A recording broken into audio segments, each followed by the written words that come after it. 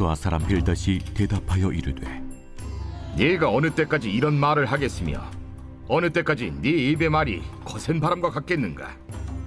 하나님이 어찌 정의를 굽게 하시겠으며 전능하신 이가 어찌 공의를 굽게 하시겠는가? 네 자녀들이 주께 죄를 지었으므로 주께서 그들을 그 죄에 버려두셨나니 네가 만일 하나님을 찾으며 전능하신 이에게 간구하고 또 청결하고 정직하면 반드시 너를 돌보시고 네 의로운 처소를 평안하게 하실 것이라. 네 시작은 미약하였으나 네 나중은 심히 창대하리라. 10월 15일 행복한 아침 묵상으로 인사드립니다. 네, 여러분, 제가 살면서 어려운 것이 있습니다. 바로 사람 상대하는 일이 어려운데요. 무뚝뚝하고 어떤 말을 해야 될지 모를 때가 많아서 오해도 참 많이 받았습니다. 제가 대학생 때 교회에서 리더를 맡았는데요. 교회에서 일을 하기 위해서는 다른 청년들과 관계가 좋아야 되는데 그것이 어려웠습니다. 더구나 자매들이 굉장히 불편하더라고요. 어느 날 전도사님이 어떤 리더 자매랑 친해졌으면 좋겠다라는 말을 하시는 거예요. 그래서 제가 물어봤습니다. 방법을 모르겠다고 말이죠. 그때 전도사님이 알려주신 방법이 있습니다. 그것은 무조건 들어주라는 것입니다.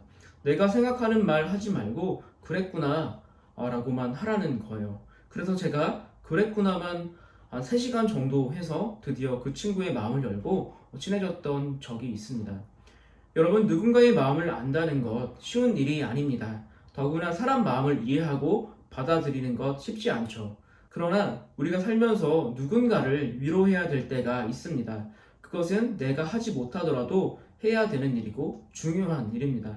욥의 세 친구들이 욥을 위로하러 왔습니다. 그러나 그들이 위로하러 와서는 오히려 욥의 마음을 아프게 하고 있습니다. 그 중에 하나인 빌닷을 통해서 위로할 때 하지 말아야 할 행동에 대해서 살펴보도록 하겠습니다. 네, 오늘 말씀은 수아 사람 빌닷의 말입니다.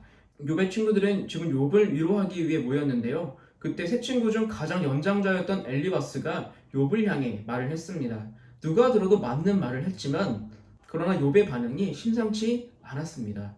보통 어른이 얘기하면 받아들여야 하는데 받아들이기는커녕 나는 잘못한 것이 없다고 변명을 하고 있습니다.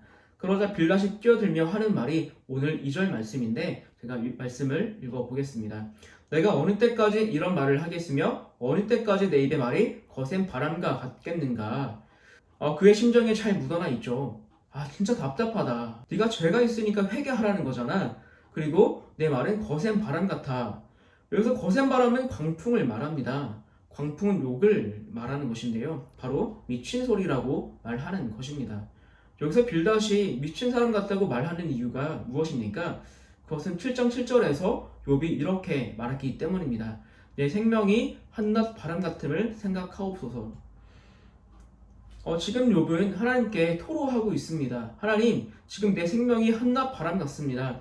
바람이 손에 잡히지 않고 형태가 없잖아요. 있다가도 없고 없다가도 있는 게 바람인데 제가 바람 같습니다 라고 하나님께 호소하고 있는데 지금 빌닷이 욥의 이 말을 똑같이 인용하면서 내 생명이 바람 같은 것이 아니라 내 말이 거센 바람 같다라고 미친 소리 좀 그만하라고 얘기하는 거예요. 이것이 위로하는 사람의 마음입니까? 아니죠. 그런데 그가 이렇게 말하는 이유가 있습니다. 3절입니다. 하나님이 어찌 정의를 굽게 하시겠으며 전능하신 이가 어찌 공의를 굽게 하시겠는가?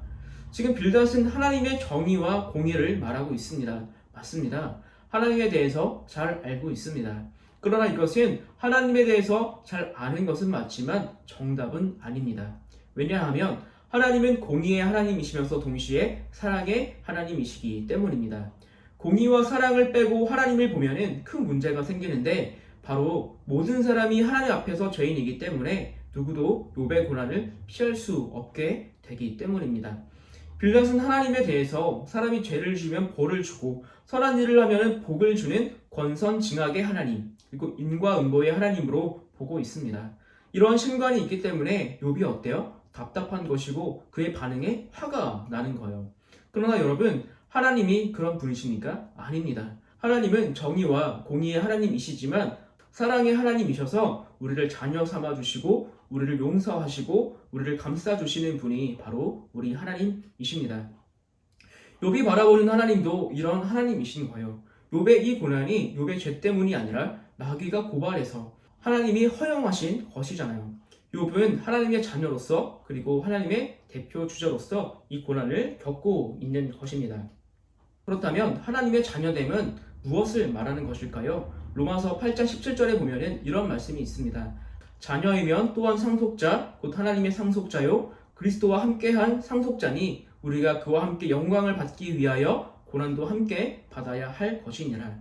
욥은 지금 하나님의 자녀로서 하나님의 상속자로서 하나님이 주실 영광을 받기 위해서 무엇을 하고 있어요? 그리스도께서 받은 고난에 동참하고 있는 것입니다. 왜 그렇습니까? 하나님의 자녀이니까. 자녀가 부모와 함께 하니까 고난도 같이 받고 영광도 같이 받는 것입니다. 결코 욥의 죄로 인해서 받는 고난이 아니라는 거예요. 그러니 욥의 마음이 그리고 더 나아가 하나님의 마음이 얼마나 아프시겠습니까? 여러분, 우리가 누군가를 위로한다는 것이 엘리바스와 빌닷을 보면은 참 쉬운 것 같습니다. 그러나 이들의 주장처럼 쉽지가 않아요. 왜요? 내 말이 정답이 아니기 때문에. 정답은 누가 압니까? 하나님만 아시고 그리고 그 사람만 알고 있습니다. 내가 하는 위로의 한마디로 사람이 살 수 있고 반대로 죽을 수도 있습니다. 위로의 근원 되시는 하나님을 늘 기억하시면서 내가 하는 이 한마디가 사람을 살리는 말인지 아닌지를 깊게 생각하시고 사람을 살리는 말, 위로의 말을 건네시는 저와 여러분 되시기를 주님의 이름으로 축복합니다. 제가 기도하겠습니다.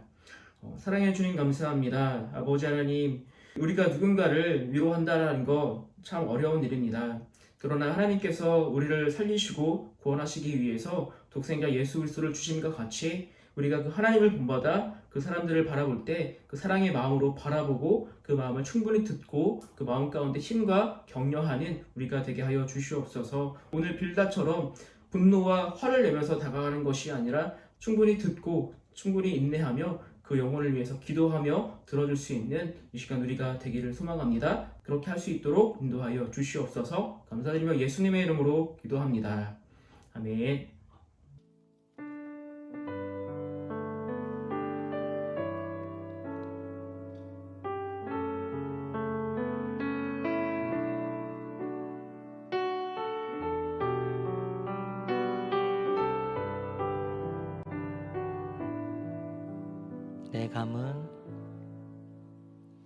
내 감은 눈 안에 이미 들어와 계신 예수님, 나보다 앞서 나를 찾아주시네. 내 뻗은 두 손 위로 자비하심을 내어주시니 언제나 먼저 나를 위로하시네. 다시 한번 내 감은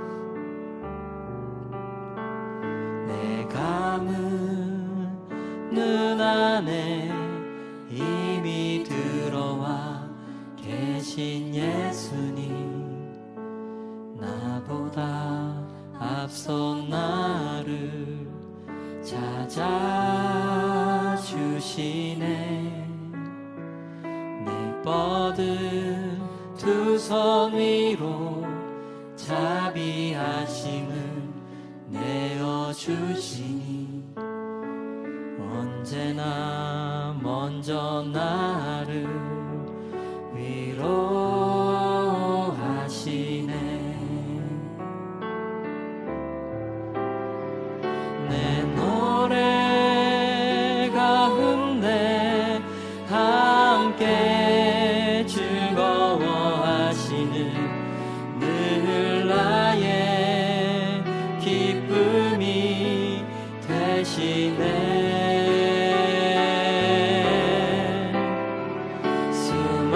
수많은 사람 중에 나를 택해 잡으시고 눈물 거두어 빗살 가루 채우시니 그분은 내 자랑 나의